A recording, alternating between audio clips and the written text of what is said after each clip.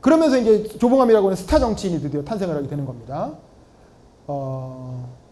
그래서 좌익 출신이었던 조봉암이 초대 농림부 장관이 되면서 엄청난 파격 인사로 화제가 됐고, 그러면서 극우 반공의 화신이었던 이승만이 아니 어떻게 좌익 출신을 발탁하냐 깜짝 발탁해서 큰 논란이 된 것이죠. 그 다음에 1949년에 1년 뒤에 재헌의회에서 농지개혁법이 통과됐고 1950년 초에 아예 완결이 되게 되는 거죠. 그게 6.25를 막는 결정적 계기가 됐다는 거고, 여기에 호남의 대주주였던 인촌 김성수도 동의했다는 겁니다. 사실 이 김성수가 동의하지 않았으면 절대 통과 안 됐어요. 왜냐하면 그때 의회의 다수는 이 한민당이 장악하고 있었기 때문에 김성수가 동의한 게 결정적이었습니다. 그리고 한국전쟁 직전에 유상몰수 유상분배가 실시가 됐고, 그래서 한국전쟁을 이겨낼 수 있었던 거죠. 그 다음에 지주계급은 몰락하고 평등한 자영농 사회가 되는데 결정적인 계기가 된 것이죠. 그래서 일본이나 대만처럼 이런 농지개혁을 그때 성공한 나라들만 다 선진국이 됐습니다. 이 농지개혁 실패한 필리핀, 동남아 어떻게 됐습니까? 지금도 그때 그 지주계급이 100년 넘게 집권하면서 우리가 아는 마르코스니 뭐니 그런 필리핀의 유명한 정치인들 다 그 지주계급 출신들이에요. 한 10개 정도의 지주계급이 자기들끼리 정치 돌아가면서 하는 그런 지주 귀족 사회가 되어 있죠. 지금도. 그래서 필리핀 같은 동남아에 있는 뭐 인도네시아니 말레이시아 이런 나라들이 아직도 선진국이 못 되고 계속 부정부패에 시달리고 이러는 이유가 그때 농지개혁을 못해서 그런 거예요. 근데 일본은 미국이 직접 농지개혁을 해줬고, 대만 뭐 이런 뭐 홍콩 이런 나라들, 이른바 아시아의 4마리 용이라고 하는 나라들의 특징은 이때 농지개혁에 성공했다는 거죠. 그리고 농민들의 지지를 바탕으로 이 농지를 준 장관이잖아. 국민들 다 그렇게 생각할 거 아니에요. 그러니까 그 지지를 바탕으로 이락 대선 후보로 발돋움하게 된 거죠. 그래서 이승만도 인기가 있었던 이유가 농지개혁을 했던 대통령이기 때문에 인기가 있었던 거예요, 농민들한테. 그래서 농민들이 그때는 여촌야도라 그래서 촌에서 여당을 지지했단 말이야. 그럼 촌에서 왜 여당을 지지했을까? 농민들이 우리한테 땅을 준 건 그래도 이승만 박사 아니냐 라고 해서 이승만을 지지했던 거고, 그거에 같이 참여했던 조봉암도 지지한 겁니다. 그래서 이승만과 조봉암이 라이벌이 되게 되는 거예요. 그래서 첫 직선제가 52년에 이루어지게 되죠. 처음에는 간선제였죠. 근데 이제 해보니까 도저히 국회에서 선출하는 대통령으로는 더 이상 대통령이 될 수 없어. 그러니까 바로 바꿔서 직선제를 도전을 하게 됐죠.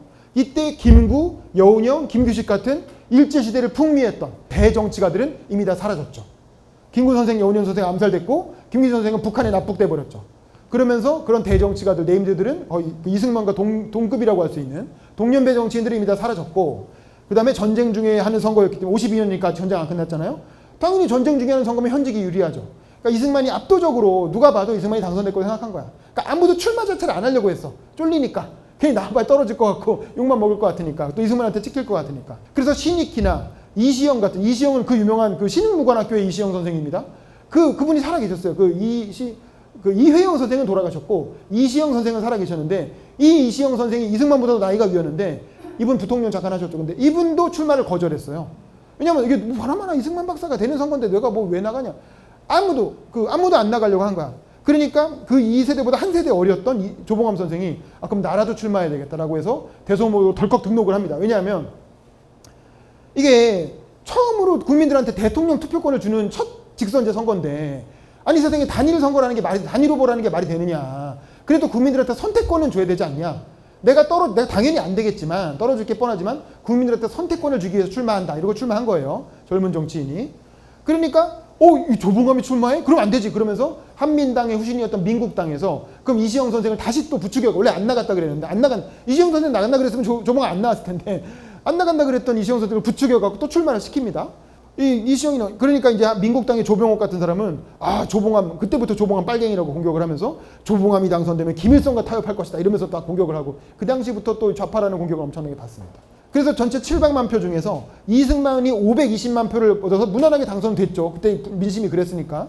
하지만 조봉암이 79만 표를 받고 이시영 선생이 76만 표를 받았다는 거야. 그러니까 그 신흥무관학교의 이시영이 조봉암한테 진 거예요.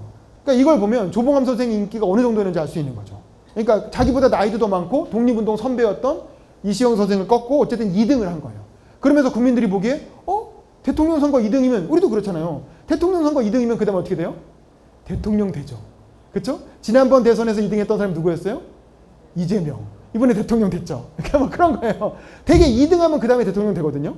그러니까 국민들이 생각할 때 이번에 2등이니까 이승만 다음엔 조봉암이 대통령 되나? 이렇게 생각을 하게 된 거죠. 그러면서 그냥 일약 스타 정치인으로 발돋움하게 된 것이고, 그 이때 재밌는 게 시라소니가 그 야인 시대의 시라소니 있잖아요. 시라소니가 조봉암 선생의 개인 보디가드를 합니다. 왜냐면 이때는 사실 김구 선생이나 여운이 암살, 길거리에서 막 암살 당하잖아요. 집에 있다가 암살 당하고, 그러니까 하도 암살이 횡행하고, 이때는 2차 대전 끝난 직후였기 때문에 요즘 넷플릭스에 트리거라는 영화 나오잖아요. 그러니까 막 총기가 막 범람하던 시대예요. 이때는 총기가 없는 시절이 아니고 사람들이 집에 권총 한 자루씩 다 갖고 있는 시절. 왜냐면 2차 대전 끝난 직후였고 또 한국 전쟁 진행 중이고 막 이러니까 다들 막 총이 있고 막 그런 거야. 그러니까 이거 언제 어디서 총알이 날아올지, 또 언제 또 정치 깡패들의 시대잖아요. 이때 이때야말로 그야말로 야인 시대잖아요. 우리 야인 시대 드라마 보면 조봉암 선생 실제로 나오죠, 드라마에. 그러니까 그런 시대였기 때문에 언제 정치 깡패들이 테러를 할지, 뭐 총알이 날아올지 알 수 없는 시대인 거야. 그래서 당시에 이제 김성순이라는 이 시라소니를 그 협객이라 그래갖고 그래도 좀 유명한 사람이었으니까 부탁을 해가지고 조봉암 선생이 이제 섭외를 해서 자기 경호 실장으로 같이 데리고 다니면서 몇 월 경호를 했다는 거예요. 근데 아마 경호를 하다가 조봉암 선생이 하도 연설을 들어보니까 하도 세게 이승만을 막 공격하길래 쫄려가지고 시라소니가 쫄려가지고 도망갔다는 거야. 이거 나도 큰일 나겠다 그래갖고 뭐 도망갔다는 그런 얘기가 있습니다. 어쨌든 그 정도로 굉장히 이제 이렇게 신랄하게 이승만을 공격할 때는, 또 이승만이 임명해서 독립부 장관이 됐지만 또 비판할 때는 아주 신랄하게 비판을 했다는 거죠. 그리고 이제 원조 민주당과 조봉암과의 관계가 또 벌어지는데, 이때쯤 되면 드디어 더불어민주당이라는 이름을 가진 그 지금의 정당의 전신인 민주당이 생겨납니다. 1955년에. 그러니까 4.4 개헌으로 재선까지만 하면, 원래 우리나라는 미국 대통령 헌법을 본따왔기 때문에 우리나라 대통령 중임제였어요.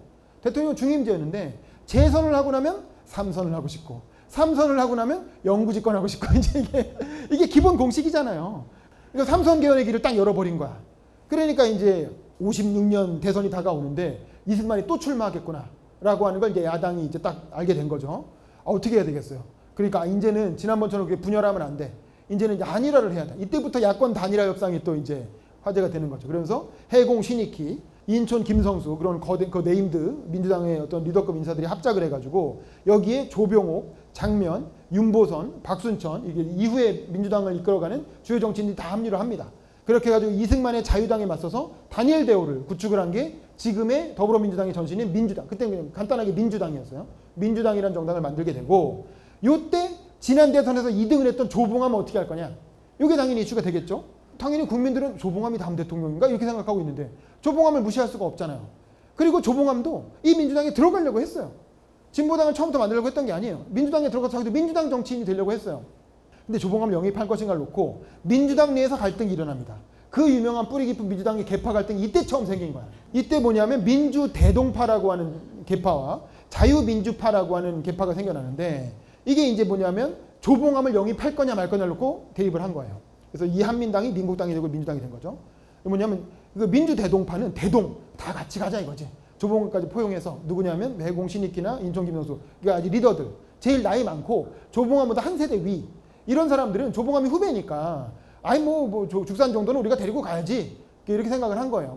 우리 지난 재원의회 때나 2대 국회 때 보면 죽산이 활동도 잘하고 국회 부의장 일도 잘하고, 우리 지난번에 국회에서 토론을 한 것처럼 국회 부의장으로서 아주 스마트하게 일 처리를 잘했어요. 그리고 그 사회도 되게 잘 보고. 요 세대는 조봉암보다는 나이가 좀 한 10살 이상 많았기 때문에 조봉암과 직접적인 경쟁자가 아닌 거예요. 그러니까 부담 없이 받을 수 있었던 거지. 근데 자유민주파는 말은 자유민주, 그러니까 조봉암이 공산당이라서 안 된다 논리는 그거지만 사실은 그게 아니라 조봉암과 동년배인 사람들이에요. 조봉암과 동년배는 어떻게 되겠어요?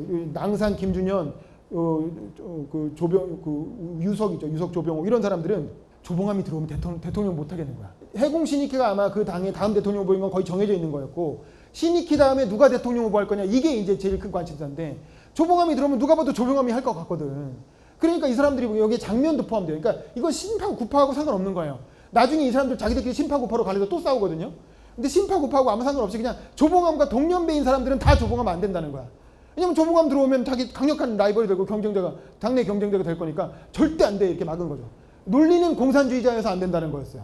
하지만 공산주의자인 건 이미 공개적으로 전향했고, 6.25 때 이미 그 북한의 남침에 와서도 같이 부산까지 내려왔고 이미 몇 번이나 증명했거든요. 공산주의자 아니라는 것. 그럼에도 불구하고 공산주의자라고 비난하면서 거부한 이유는 사실 자신의 당내 경선 경쟁자가 될 게 뻔했기 때문에, 그래서 못 들어오게 막은 거죠. 그래서 이제 어쨌든 그래서 본의 아니게 독자 출마를 하게 돼요. 그래서 3파전이 된 거죠. 자유당의 이승만, 민주당의 신익희, 그 다음에 진보당 창당준비위원회, 아직 진보당 결당은 안 됐어요. 진보당 창당을 준비하고 있던 조봉암이 단일 후보 나와서 3파전으로 대선이 치러집니다. 근데 이때 단일화 협상은 재밌는 게 부통령 선거를 같이 하고 있었어요. 그리고 부통령이 런닝메이트가 아니고 각자 출마해서 각자 표를 얻는 방식이었어요. 대선 후보 하나, 부통령 후보 하나 따로 투표하는 방식이에요. 그러니까 이쪽에서 자유당이 대통령이 되고 민주당이 부통령이 되는 것도 가능한 거예요. 실제로 그렇게 됐죠. 나중에 장면이 부통령이 됐으니까.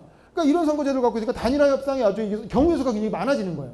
그러니까 어떻게 되냐면 처음에는 민주당에서는 신익희 대통령, 장면 부통령 후보가 나오고 진보당에서는 조봉암 대통령, 박기출 부통령 후보가 나옵니다. 그러니까 단일화 협상을 하니까 처음에 조봉암이 이렇게 얘기해요. 나는 사퇴하겠다. 누가 봐도 신익희 선생이 나이도 많고 독립운동가로서의 명망도 있고 그러니까 신익희 선생이 하시는 게 맞죠. 국회의장이었고 자기 부의장이었고 그러니까 신익희 선생으로 단일화 해드릴 테니까 대신 부통령은 박기출한테 양보해야지 라고 말하고 싶지만 그것도 안 되는 거야. 왜냐하면 부통령 선거는 장면이 당선될 가능성이 굉장히 컸거든요. 어쨌든 그 당시 자유당의 부통령 후보는 되게 약했어요. 그러니까 장면이 훨씬 더 인기가 있었기 때문에 장면이 당선될 가능성이 큰데 장면이 포기할 리가 없잖아. 그러니까 장면을 포기하게 하는 건 불가능한 거야. 그러니까 자기도 사퇴하면서 박기출도 사퇴시키겠다. 이렇게 얘기한 거야. 그러니까 대통령과 부통령을 다 양보한 거죠. 그러니까 굉장히 현실적이에요. 조봉암 선생을 보면 그렇게 뭐 되게 고집 피우고 뭐 원리 원칙 이런 게 아니라 굉장히 유연하고 현실적입니다. 그리고 대신 그리고 거국 내각에 이르면 한 자리 껴줘라, 나도 다시 농림부 장관 시켜줘라 이런 것도 아니에요. 왜냐하면 민주당 내에서 자기를 비토하는 세력이 있다는 걸 알기 때문에 어차피 거국 내각도 못 들어가. 본인도 알아. 그러니까 나는 거국 내각도 필요 없고 니네가 단독으로 집권해라. 그러니까 완전히 현실적으로 거의 다 내주는 거죠. 다만 부통령만 양보해달라고 했는데 아까 말한 것처럼 이승만 6호를 노린 장면이 결사반대를 하면서 이것도 관철이 안 돼. 결국에는 어떻게 되냐. 마지막 신익희와 마지막으로 만난 협상에서 그러면 오케이 알겠다. 우리가 그냥 다 사퇴하겠다. 다 사퇴하고 다 민주당에 몰아둘 테니까 단일화만 하자. 대신 우리도 사퇴할 그 명분이 필요하다는 거죠. 왜냐면 우리 이런 어쨌든 선거운동을 하는 것만으로도 어떤 당세를 알릴 수 있으니까 그것도 나쁘지 않다. 그것만으로도 플러스니까 지금 우리 상황에선 그 정도 만족하는 수밖에 없다고 하고 다 사퇴하기로 하고 대신 신익희 지지 선언하겠다. 그리고 민주당 지지할 테니까 그렇게 하고 단일화라도 합시다. 대신 우리가 선거운동을 좀 할 수 있게 시간을 좀 벌어주고 그리고 당내를 설득해야 될 거 아니에요. 그럼 당내 진보당 관계도 또 반발할 거 아니에요. 그러니까 내가 또 설득할 시간이 필요하니까 좀 한 일주일만 시간을 달라.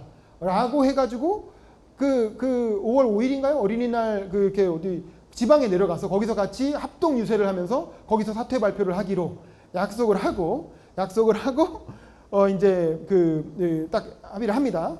그리고 나서 신익희가 그 유명한 한강 백사장 유세, 한강 백사장에서 이른바 못 살겠다 갈아보자라고 하는 유명한 선거, 지금까지 화제되는 유명한 대한민국 최고의 선거 슬로건이잖아요. 못 살겠다 갈아보자. 그게 신익희의 슬로건이었어요.